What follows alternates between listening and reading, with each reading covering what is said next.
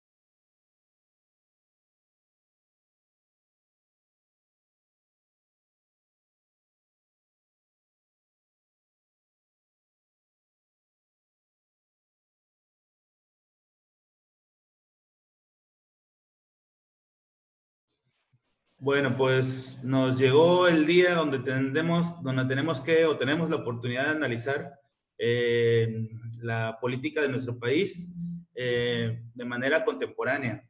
Les ha tocado a ustedes vivir los últimos años la política de Enrique Peña Nieto y bueno, les tocó este cambio o alternancia en el poder a través de Andrés Manuel López Obrador.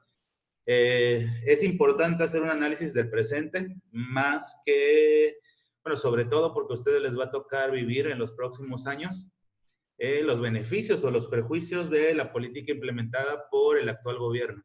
Vamos a analizar cómo es que llega al poder, que para muchos analistas políticos es una consecuencia de todo lo que ya había trabajado en en las dos elecciones anteriores el actual presidente, en donde, bueno, se habían dado las condiciones, un país lleno de violencia, de hartazgo social, eh, un intento por buscar la esperanza de un caudillo que salva al país de todas estas condiciones que hemos tenido en los últimos años. Una campaña que, a pesar de que no tuvo efectos tan explosivos, sí tuvo un efecto a mediano y largo plazo, minando la certidumbre o la creencia de los presidentes anteriores, desprestigiando la llegada al poder de de Enrique Peña Nieto y de Felipe Calderón, incluso acusándolos de llegar de manera ilegítima, e incluso él autonombrándose presidente legítimo en el gobierno anterior y en el anterior. En el gobierno anterior quedamos que incluso Enrique Peña Nieto tuvo que hacer una alianza con los otros partidos para las otras dos fuerzas importantes, que es el PRI y el PRD, para tratar de hacer un bloque primero en el Congreso de la Nación y por último para que su llegada al poder no se desprestigiara más al grado de ya considerarla ilegítima. Entonces, bueno, ese trabajo, esa ir picando piedra, como se dice, durante pues los todos estos 15 años de campaña que tuvo, porque fueron los dos sexenios anteriores, más 2 o 3 años anteriores, que ya estaba de lleno pensando en la presidencia, más los 2 años que casi lleva en el poder, es decir, casi en un total de 18 años, ¿no? Estando ahí como figura protagonista y por fin llega a la presidencia. Además, el regreso a la alternancia, nuevamente un partido diferente al PRI, vuelve a gobernar, sucede por segunda ocasión, esta vez le toca al Movimiento de Regeneración Nacional, un partido político fundado y creado desde la izquierda de Andrés Manuel López Obrador, cuando consideró que la izquierda del PRD, en la cual militó durante años y compitió 2 veces para la presidencia, pues no reunía las condiciones que él requería o necesitaba. La realidad es que quisieron hacer una votación interna para ver quién era el candidato que iba por la izquierda. Y bueno, no se pusieron de acuerdo y Andrés Manuel se separó y creó su propio partido, que es el Movimiento de Regeneración Nacional, que terminaría ganando en la elección del 2018. Entonces, el regreso de la alternancia en el poder, las condiciones en las que encuentra Andrés Manuel el país, que tristemente las ha ocupado como una excusa, ¿no? Para decir que el país estaba desarticulado, que estaba lleno de violencia, que económicamente estaba tronado. Oigan, ¿saben qué? La triste realidad mexicana es que cada vez que llega un presidente, encuentra esas mismas condiciones. ¿Quieres ser presidente? Pues ese es el toro. Tú sabes que si lo quieres agarrar por los cuernos. Lo que no se vale, y es la crítica que hacemos, y hacer una crítica respecto al gobierno actual no significa ser un enemigo o no significa odiar al quien gobierna hoy en día. Se trata simplemente de ser racionales y críticos. No puedes, estando en el poder, decir que no tienes las condiciones, que estaba muy difícil la situación, que el país te lo dejaron quebrado. Entonces no hubieras decidido llegar al poder, si en tan mal condiciones está. Entonces, bueno, esa crítica es la que intentamos despertar, no una crítica vulgar y banal, porque esos son criticones, sobre todo en las redes sociales, que se escudan en, en el anonimato para atacar de manera infundada, desinformada. Está bien que todos tenemos una enorme necesidad de seguridad, de que las condiciones económicas mejoren, pero tengamos conocimiento racional para poder hacer una crítica de verdad y no simplemente nada más desprestigiar por el puro hecho y la sensación que se siente pegarle a la gente desde el anonimato de una red social. Entonces, bueno, la invitación sí es de ser críticos y racionales, pero con fundamento. Entonces, bueno, eso analizaremos en esta sesión y en la que viene. Nuestro país estaba en condiciones muy adversas cuando llega las elecciones de 2018. La gente ve en Andrés Manuel el caudillo salvador. Su política y su discurso político está enfocado a la clase más necesitada, que en volumen son los más. Por lo tanto, es una excelente estrategia que en los gobiernos anteriores, el del Enrique Peña Nieto y los dos panistas, la pobreza creciera, porque entre más pobres hay en millones en el país, pues más objeto de atención tiene Andrés Manuel, porque él le hizo una apuesta al pueblo, a la clase más necesitada, a prometer en la campaña cambiar sus condiciones, mejorarlas a través de la gestión pública que él está ejerciendo en este momento. Por lo tanto, de alguna u otra manera a él le beneficiaba que en los sexenios anteriores la población en pobreza aumentara, porque eran más posibles votantes para él. Y eso no está mal, eso está bien. De hecho, todos los políticos deberían de promover el erradicar la pobreza o disminuirla. Eso está perfecto, es una buena estrategia. El problema es que la pobreza es una de las múltiples esferas que tiene un gobierno. Está la clase media, está la clase alta, están los empresarios, están el sistema de salud, está el sistema educativo. Es una red compleja e intrincada de instituciones, de necesidades, y tú no puedes apostarle a solamente un grupo y rechazando, empujando hacia todos lados a lo demás. No tenemos por qué estar, y fíjense cómo empiezo esta clase, porque esta clase parece que se prestaría a una especie de, pues no debate porque no pueden contestar de aquel lado, pero sí a una especie de crítica muy certera, muy aguda.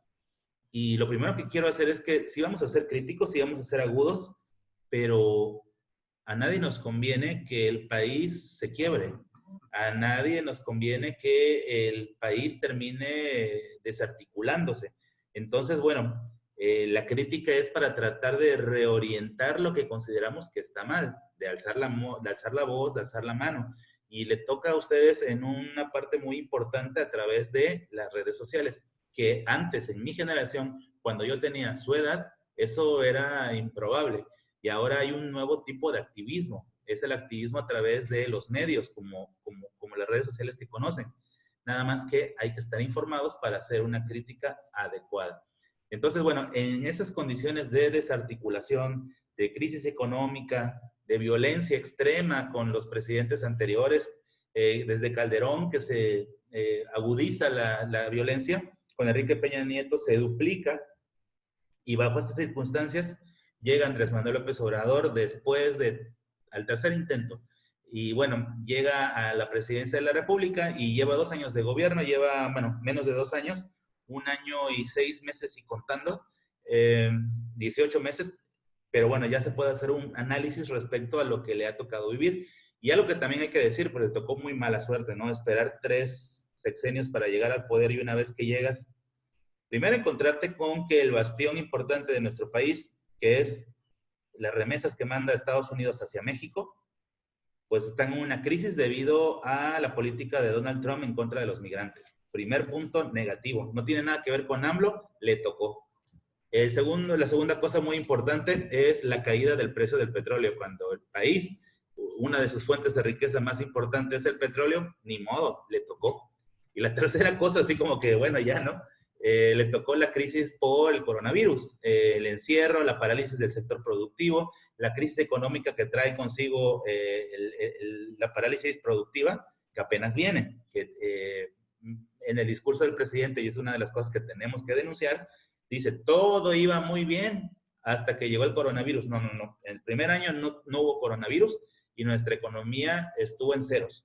Y los índices de delincuencia crecieron y muchas cosas no funcionaron, y hay que decirlo. Y no tenemos por qué aceptar una postura de alguien que es el encargado de dirigir al país y que diga, íbamos muy bien, pero aparece el coronavirus. Palabras textuales hace unos días, viernes me parece. Entonces, bueno, eso es el análisis que vamos a hacer el día de hoy. Sucesión presidencial, año 2018, candidatos a la presidencia. Ya se había bajado del tren la candidata independiente que antes pertenecía al PAN, Margarita Zavala. Ya incluso participa en los últimos momentos en los debates, incluso aparece en un debate o dos, y al último decide declinar, salirse de la contienda por recomendaciones de analistas políticos.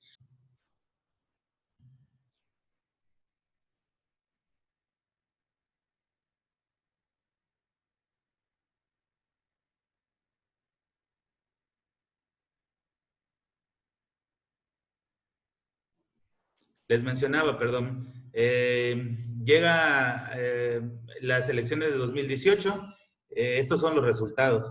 Como podrán ver, a pesar de que está minimizado, bueno, voy a ampliar para que puedan ver la cantidad en número de votos, que es abismal la diferencia entre Andrés Manuel y la oposición.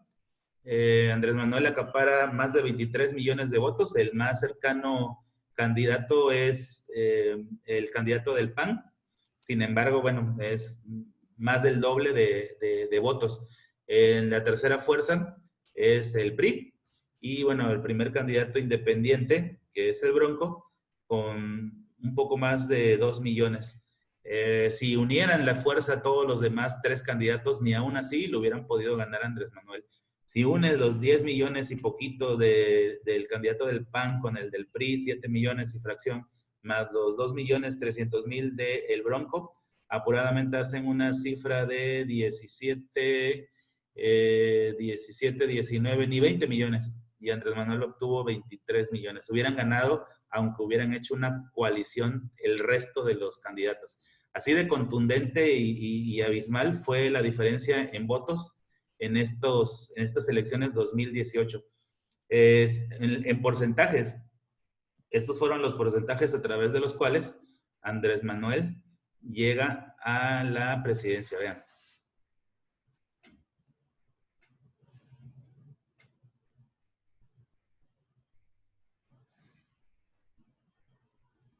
El Bronco siempre ha sido un candidato independiente. Cuando llega a la gubernatura de su partido, tiene sus orígenes desde, bueno, transitó también en sus orígenes en el priismo y luego el panismo. Sin embargo, es candidato independiente. Así llega al gobierno de Nuevo León y así se postula a la presidencia de la República, pensando que le podría ocurrir lo mismo que en Nuevo León, cuando gana como candidato independiente. En cuanto a millones de votos y porcentaje de votos, estos son las fuerzas políticas, aquí están. Como pueden ver ahí, los tres grandes candidatos hicieron coalición con los 9 partidos existentes. En el caso del candidato del PAN, Anaya, él hace una unión. ¿Por qué quiero poner esto? Para explicarles la incongruencia. El PAN, un partido conservador de los llamados de derecha, en alianza con un partido de la izquierda, un partido radical como el PRD. O sea, esto en un análisis político es incongruente, es como que unir a, no sé, como, en qué ejemplo que pudieran entenderlo. Es como, tengo una postura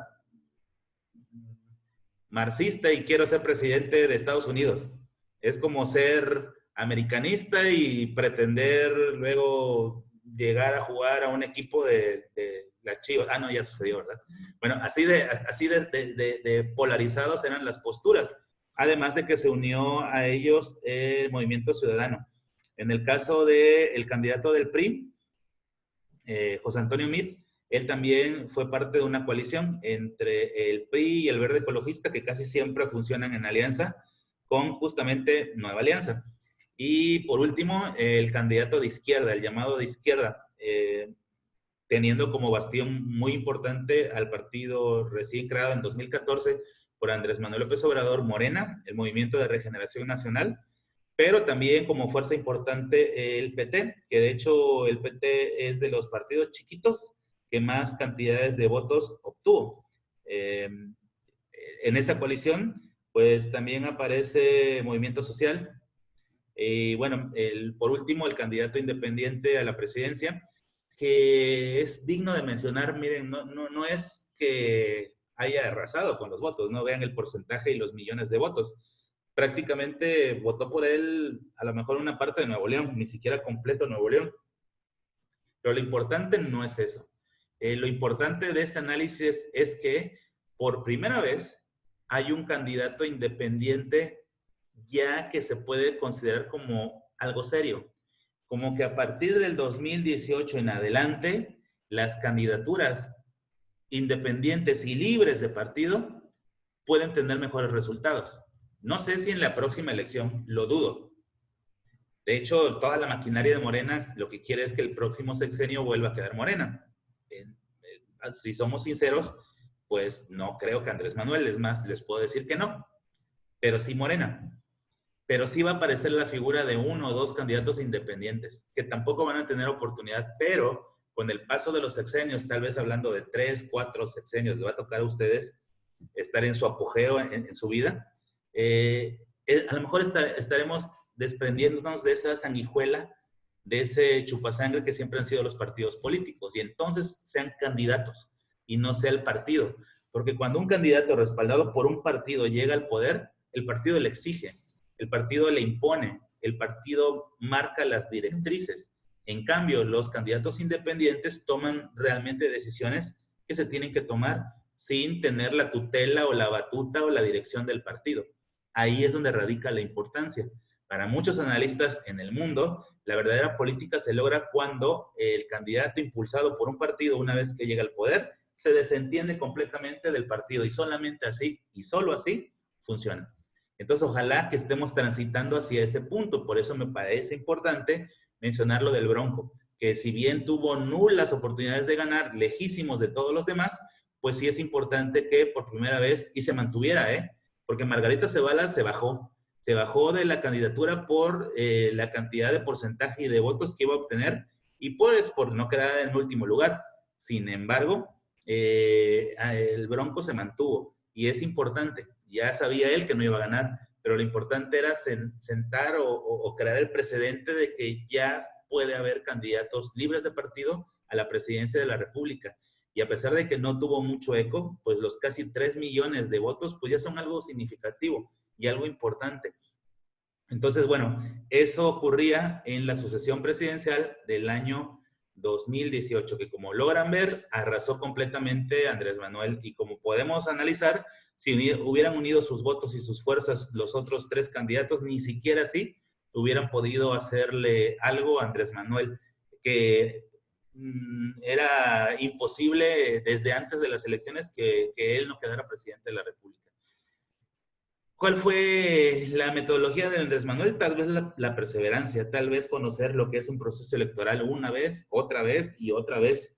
Tal vez una campaña larguísima en donde la campaña se perfecciona en la segunda ocasión y la tercera ocasión la perfeccionas aún más viendo los errores que cometiste.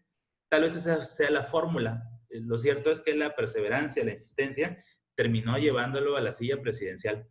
Lo que sí, que al señor le toca, pues parecería que, en verdad, vamos a ser analíticos. Si le hubieran dicho a Andrés Manuel, vas a ser presidente, no en la primera ni en la segunda, en la tercera, pero luego le hubieran dicho, pero te va a tocar una crisis por los migrantes mexicanos, que son más de 30 millones y aportan más del triple del Producto Interno Bruto que producimos en México, nada más esos 30 millones de mexicanos, con el dinero que mandan en las remesas. Por eso las remesas es la primera fuente de riqueza del país. Y el problema tiene que ver con Donald Trump y con su política antimigratoria. Si le hubieran dicho, bueno, pero te va a tocar ese rollo, ¿eh?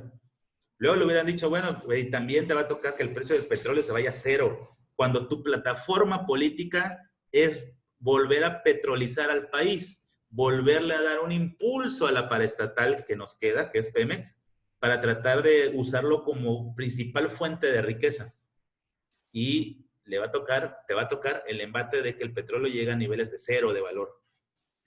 Y luego te va a tocar una pandemia que va a tener enclaustrados a la mayoría de la gente, el sector productivo paralizado, los números no van a caminar, va a haber una crisis económica a nivel global, a nivel mundial, México no se va a salvar y todo eso te va a tocar.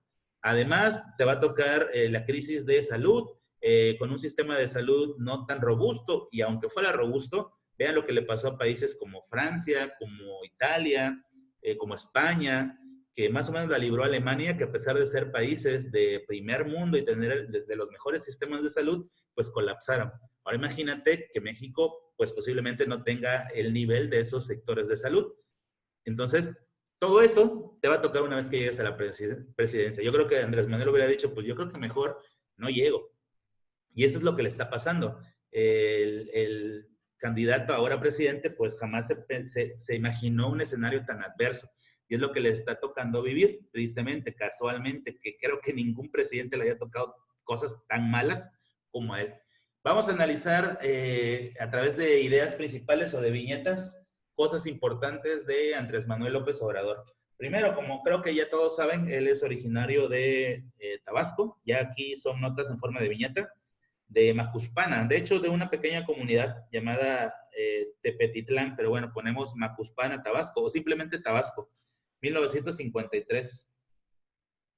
O sea que si le sacamos cuentas de su edad, 1953, a la fecha tiene 67 años, Andrés Manuel López Obrador.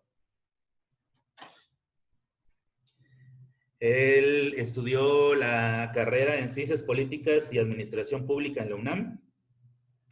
Es decir, realmente es un politólogo y lo notas en su política, ¿eh? Está utilizando el viejo librito del político de siempre, ¿no? A la usanza del PRI.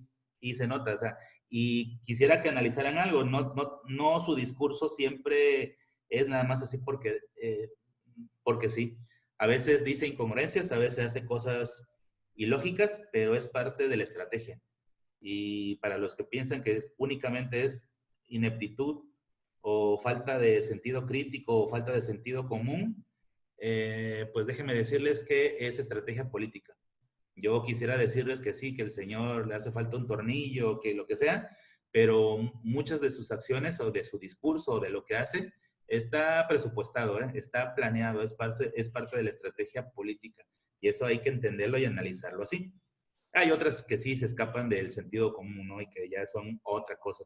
Además que su política va dirigida a un sector de la población y si no eres parte de ese sector de la población, pues empiezas a ver desde tu realidad que las cosas que dice pues no son incongruentes, pero desde la realidad hacia donde va dirigido el discurso, pues esas cosas sí son congruentes. Entonces, bueno, primera nota, 1953, Macuspana, Tabasco, estudió Ciencias Políticas y Administración Pública en la UNAM. Militancia, siguiente viñeta. Él perteneció al PRI, desde 1976 a 1988. Es decir, durante 12 años de su carrera política practicó el priismo. De ahí viene su escuela. De ahí, cuando se funda el PRD en 1989, él milita a partir de ahí en el PRD, desde 1989 hasta la fundación de Morena en el 2014. Es decir, desde el 89 hasta el 2014 es perredista, es decir, fueron 11, 25 años de perredista. 12 de priista, 25 años perredista. Y morenista como fundador del Movimiento de Regeneración Nacional del 2014 a la fecha, que estamos en 2020. Tiene 6 años de militar en Morena, todos los años que dije del perredismo y los previos 12 del priismo. Y bueno, eso ha sido su tránsito por las diferentes fuerzas políticas. En las elecciones, siguiente viñeta, participa en la elección presidencial de 2006, le termina ganando Felipe Calderón. De ahí, en un segundo intento, otra vez con el PRD, compite la presidencia en el 2012 con Enrique Peña Nieto. Nuevamente le toca perder. Tanto en la primera como en la segunda elección impugna las votaciones, las considera injustas y fraudulentas, y de hecho se declara el presidente legítimo en ambas, motivo por el cual Enrique Peña Nieto, lo vimos en la clase anterior, tiene que hacer el pacto por México, uniéndose el PRI con las otras dos fuerzas políticas importantes, como es el PAN y como es el PRD, para tratar de hacer legítima la victoria de Enrique Peña Nieto y que no le pasara lo mismo que Calderón, que estuvo lleno su gobierno de un descrédito, como una especie de usurpador a la presidencia. La estrategia de Andrés Manuel López Obrador, otra viñeta, es el apoyo popular. Y el sector popular más necesitado, que es la clase pobre, pues tristemente es la que es más necesitada, la que más necesidad de creer tiene, la que más necesidad de cambios tiene, y es ahí donde aprovecha ese bastión para llegar a la presidencia. No es nada nuevo, de estrategia política también viejita, utilizar a los pobres, que México son pues mayoría, alrededor del 45% de la población es pobre, y a eso le sumas otro 25% de la población que vive en pobreza extrema, y ahí tienes a la mayoría del país, ahí tienes a tus principales clientes para obtener el voto y llegar a la presidencia. Que repito, no es una estrategia nueva de Andrés Manuel, es viejita, y la ocuparon el PRI y el PAN, pero sobre todo el PRI durante todas esas décadas que gobernó. Entonces, el grupo de apoyo principal es la clase pobre, que ya hablamos qué porcentajes en nuestro país. Cuando llega a la presidencia, él viene representando a la izquierda popular. La izquierda popular, que además se hace llamar anti-neoliberalista, porque considera el neoliberalismo como un cáncer que ha mermado la economía del país y como consecuencia ha sobreexplotado a la clase trabajadora y las tiene subyugadas a esa condición social y económica en la que están. Que vamos a analizar la próxima vez que nos veamos si realmente es así. Bueno, total que él llega como partidario de la izquierda mexicana, como populista y además un anti-neoliberalista. Y esto no nada más se queda así, habría que analizar a qué se refiere el término de antineoliberalismo y además qué es el neoliberalismo. Entonces, bueno, Andrés Manuel, fíjense que no es motivo de un mucho mayor análisis porque es nuestro presente, ¿no? Como que todo lo anterior de historia es como que el precedente o la información previa que nos va a llevar a analizar de una mejor forma el día a día. Por eso es que Andrés Manuel todavía tenemos que analizar su política de polarización, la militarización del país cuando él la rechazó, la reforma educativa, los proyectos macroeconómicos que tiene, como el Tren Maya, como el aeropuerto, como la refinería de Dos Bocas, su postura ante el regreso al Estado benefactor, el papá gobierno, como dicen, los índices de delincuencia, cómo han estado en estos 2 años, el crecimiento económico, su política de austeridad, su idea nacionalista, ya saben, exaltando la época de la reforma, el manejo de los medios de comunicación, la integración de su gabinete y los resultados de gobierno. Obviamente no podemos ver todo eso en una sola sesión, así que bueno, pues nos vamos a conformar con llegar hasta aquí en el análisis de Andrés Manuel y nos vamos a ir a la parte de esta de el video, que va a complementar lo que acabo de decir. Cualquier duda que tengan la ponen en el chat y la contesto, ¿sí? Analicen bien el video, hay muchas notas que pueden tomar de aquí, es algo importante y de aquí se va a desprender un trabajo para la tercera evaluación. La política de Andrés Manuel López Obrador no se limita a los 18 años previos a ocupar la presidencia de México. Esto se remonta a 1976, cuando a los 23 años López Obrador se sumó a la campaña del poeta Carlos Pellicer para senador de la República por el PRI. Un año más tarde, fue elegido por el entonces gobernador de Tabasco para dirigir el Instituto Indigenista del Estado. Los 5 años en el cargo le sirvieron para recorrer comunidades y darse a conocer entre su gente. Ahí en Tabasco, Andrés Manuel también se convirtió en dirigente del PRI, partido al que renunció por no estar de acuerdo con los métodos de selección de sus candidatos. En ese tiempo también nació el llamado Frente Democrático Nacional, fundado por Cuauhtémoc Cárdenas y Porfirio Muñoz Ledo. El Frente era una coalición de partidos de izquierda que postuló a Andrés Manuel como candidato a gobernador de Tabasco en la elección de 1988. Sin embargo, López Obrador solo consiguió poco más del 20% de los votos. Aquel fue su primer revés político, pero también la plataforma para consolidarse al frente de la oposición. Al año siguiente, el Frente Democrático Nacional se convirtió en lo que hoy es el PRD, y López Obrador fue el primer dirigente del partido en Tabasco. En 1991 encabezó el llamado Éxodo Democrático, una protesta pacífica con la que llegó hasta la Ciudad de México para reclamar un presunto fraude en la elección de al menos 6 municipios de Tabasco, donde el PRI había ganado. La presión ejercida por la protesta, que concluyó en el 92, orilló a las autoridades electorales a anular los comicios en los municipios en disputa, y también a la renuncia del entonces gobernador de Tabasco, Salvador Neme, quien había sido contrincante de López Obrador en la elección de 1988. Para 1994, López Obrador volvió a la carga por la gubernatura del estado, ahora con el PRD. El resultado nuevamente fue adverso.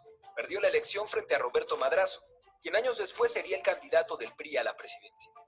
Obrador impugnó la elección por fraude, y a su protesta se sumaron el PAN y el PT, y aún así no pudieron evitar que el PRI se quedara con la gubernatura. Ese fue su último intento por dirigir en el estado. Ya en 1996 optó por postularse a la presidencia nacional del PRD, partido que dirigió hasta 1999. En esos años, el Sol Azteca se convirtió en la segunda fuerza política del país y llegó a gobernar en Tlaxcala, Zacatecas y Baja California Sur. La dirigencia del PRD fue el trampolín político de Andrés Manuel López Obrador. Un año después de dejar la cúpula perredista, se postuló como candidato al gobierno del todavía Distrito Federal. Esta vez las urnas estuvieron de su lado, y en diciembre del 2000, Andrés Manuel se convirtió en jefe de gobierno, el mismo año en que Vicente Fox llegó a la presidencia. La administración capitalina de López Obrador se caracterizó por el impulso de programas sociales, principalmente para adultos mayores, así como por la construcción de segundos pisos en el periférico. 2004 fue un año clave en su carrera política. El gobierno de Vicente Fox, a través de la PGR, promovió un proceso de desafuero en su contra por desacato a una orden judicial. Esta impedía al gobierno capitalino continuar con la construcción de una entrada de automóviles en el predio El Encino, en Santa Fe. Ese mismo año, López Obrador fue reconocido como el segundo mejor alcalde del mundo. En 2005, el Congreso de la Unión aprobó retirar el fuero al político tabasqueño, lo que imposibilitaría a López Obrador para participar en la elección del 2006. Lo que sí hice, todo lo que estaba en mi terreno, dentro de la ley, para que ese cuate no llegara a presidente. Dentro de la ley.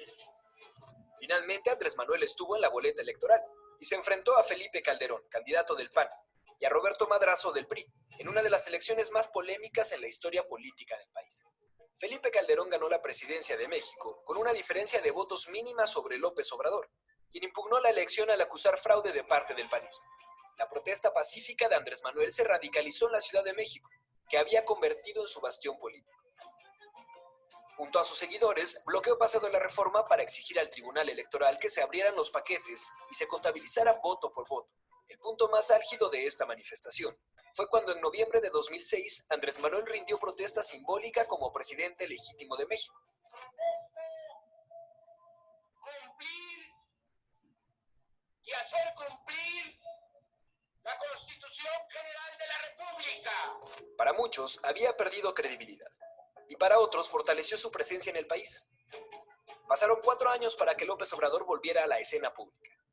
Y en 2010 anunció en el Zócalo capitalino su participación en la elección presidencial de 2012. Empezó un nuevo recorrido por todos los estados del país. Su rival político ahora sería Enrique Peña Nieto, del PRI, y Josefina Vázquez Mota por el PAN. La elección tuvo un margen más amplio en la diferencia entre el ganador de los comicios y el segundo lugar, que nuevamente fue para Andrés Manuel. Esta vez el fraude que acusaba el tabasqueño sugería la compra de votos en campaña por parte del exgobernador mexiquense. Dicen que la tercera es la vencida, y si los votos no le daban la razón en 2018, López Obrador dijo que se retiraría de la contienda presidencial. Esta vez no lo haría de la mano del PRD, sino de Morena, el movimiento que él mismo fundó en 2014 y del que fue el primer presidente del partido. Su presencia a nivel nacional y su discurso contra la corrupción lo colocaron como favorito en las encuestas, pero en política nada es definitivo. Con el panismo dividido, pero representado en Ricardo Anaya y José Antonio Meade como abanderado de un debilitado priismo, López Obrador consiguió que el 1 de julio del 2018, más de 30 millones de mexicanos apoyaran su proyecto. Con más del 50% de los votos, se convirtió en presidente de México y celebró el triunfo en las urnas desde un templete en el Zócalo. Arropado por sus seguidores, a quienes solo les pidió esto: Ténganme paciencia y confianza, porque nos están entregando un país en quiebra.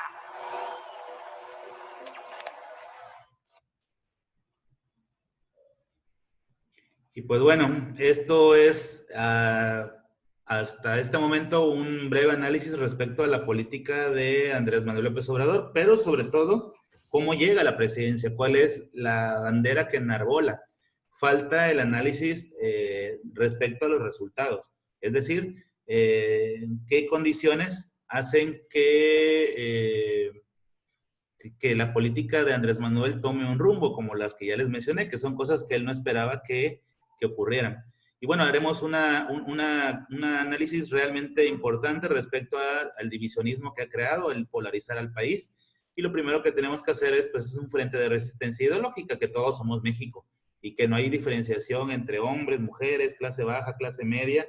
Y si es cierto que hay diferentes condiciones, pues no somos enemigos, ¿no? Y que todos en algún momento debemos de unir fuerzas para hacerle frente a la pandemia, a la situación económica que estamos atravesando, a la delincuencia organizada galopante, que por cierto, en su periodo ha sido aún más grave que la de Enrique Peña Nieto y que jamás pensaríamos que eso iba a ocurrir.